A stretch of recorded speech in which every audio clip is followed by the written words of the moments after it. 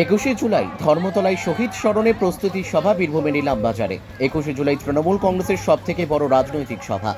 শহীদ তর্পণের লক্ষ্যে মহাসমাবেশ। উল্লেখ্য, 1993 সালের পর থেকে প্রতি বছর নিয়ম করে যা পালন করে আসছেন তৃণমূল সুপ্রিমো মমতা বন্দ্যোপাধ্যায়, এবারও তার ব্যতিক্রম হবে না। এই সমাবেশের প্রস্তুতিতে বহু আগে থেকেই জোর কদমে নেমে পড়ছে তৃণমূল কংগ্রেস। এই দিনটি তৃণমূল নেতৃত্ব থেকে শুরু করে কর্মী সমর্থক সকলের কাছেই অত্যন্ত গুরুত্বপূর্ণ।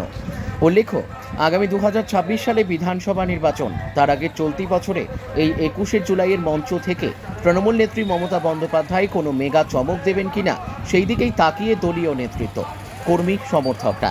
সেই উপলক্ষে বীরভূমেও ব্লকে ব্লকে শুরু হয়েছে প্রস্তুতি সভা অনুষ্ঠান। আজ 16ই জুলাই বীরভূমের ইলামবাজার ব্লক তৃণমূল কংগ্রেসের পক্ষ থেকে ইলামবাজার বলাকা অনুষ্ঠান ভবনে একটি প্রস্তুতি সভা অনুষ্ঠিত হয়।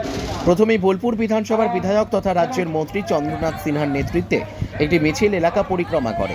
উপস্থিত ছিলেন ইলামবাজার ব্লক তৃণমূল কংগ্রেসের সভাপতি ফজলুর রহমান, জেলা পরিষদের মৎস্য ও প্রাণী সম্পদ কর্মাধ্যক্ষ রবি মুর্মু সহ ব্লকের 9টি গ্রাম পঞ্চায়েতের প্রধান, অঞ্চল সভাপতি, বুথ সভাপতিরা, অগণিত দলীয় কর্মী সমর্থক, সেই সঙ্গে সাধারণ মানুষজন। এই দিনে 21শে জুলাইকে সামনে রেখে বক্তব্য তুলে ধরেন মন্ত্রী থেকে দলীয় নেতৃত্ব। ইলামবাজার থেকে জয়ন্ত মণ্ডলের রিপোর্ট, এস নিউজ বাংলা।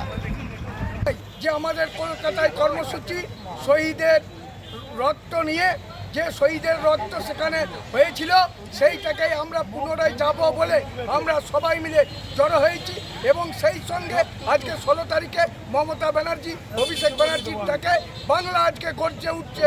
প্রত্যেকটি ব্লকে ব্লকে, প্রত্যেকটি জেলাতে সেই গর্জে ওঠার জায়গাতে আমরাও প্রতিবাদ জানাচ্ছি যে বিজেপি তুমি আর নয়, বিজেপিকে বাংলা থেকে বিতাড়িত করতে হবে।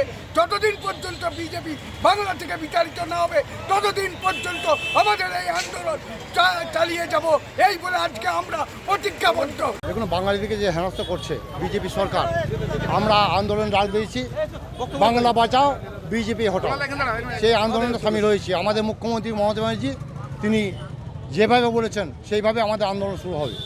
আপনারা দেখতে পেলেন যে আজকে এই অবস্থার জন্য আজ ইলামবাজারের প্রায় 50 জন বিজেপি থেকে তৃণমূল কংগ্রেসে যোগদান করলো। আজকে কর্মসূচি ছিল 21শে জুলাই, এবং তারপরে আমরা যে বাঙালিদেরকে হেনস্থা করা হচ্ছে বিভিন্ন রাজ্যে, আমাদের রাজ্যে 1.5 কোটি অন্য রাজ্যের মানুষ বাস করে। এখানে কিন্তু কোনো ভেদাভেদ নেই, কোনো রকম আমাদের আপত্তিও নেই। কিন্তু বাঙালিরা যেখানে যাচ্ছে সেখানে বাংলা ভাষা বললেই তাদের বাংলাদেশি তকমা দিয়ে তাদেরকে বাংলাদেশে পাঠিয়ে দেওয়া হচ্ছে। তার প্রতিবাদে আন্দোলন আজকে। এবং বাঙালিদেরকে বলবো যে বাঙালিরা এক হোক বিজেপির বিরুদ্ধে, তাছাড়া কিন্তু বাঙালিদের চরম হেনস্থা করছে বিজেপি। 100% আমরা যে ভোটে লিড দিয়েছি 46,000 সামথিং, এবার আমরা বিধানসভা ভোটে 60,000 লিড দিয়ে, 60,000-এর উপরে লিড দিয়ে আমরা চন্দ্রনাথ সিনহাকে আবার পাঠাবো আমরা।